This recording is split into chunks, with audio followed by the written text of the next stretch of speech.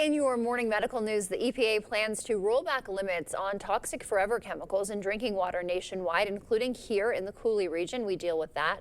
The Trump administration wants to reconsider whether Biden-era restrictions on 4 PFAS chemicals are still needed. These chemicals are linked to certain cancers and developmental problems, even at low levels.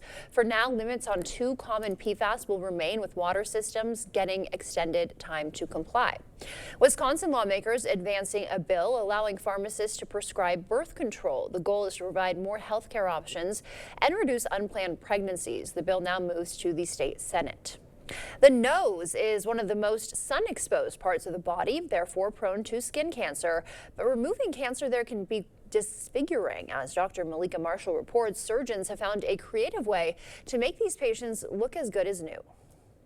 Jean Marie Finocchio was a typical high school sun worshiper. It was bad. I had very bad burns. I always burned. But for more than 30 years, she's been covering up. I was always the one under the blanket, under the umbrella. So it came as a surprise when 2 years ago, the 61-year-old noticed a small white patch on her nose.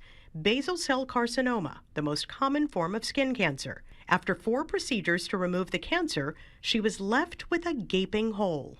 Literally a hole. I could see the cartilage, I could see the inside of my nose, and it was hard to look at. When someone needs to have a skin cancer removed from the tip of the nose, not only can it be disfiguring, but it can also cause permanent breathing problems. And then we just find a way to reconstruct whatever is missing to kind of put you back to as normal as possible. Dr. Linda Lee is a facial plastic surgeon at Mass Eye and Ear. My goal is 1 year after surgery, your cancer's cleared, you've finished your reconstruction, you're sitting in a brightly lit room like this, and people talking to you don't notice your scars.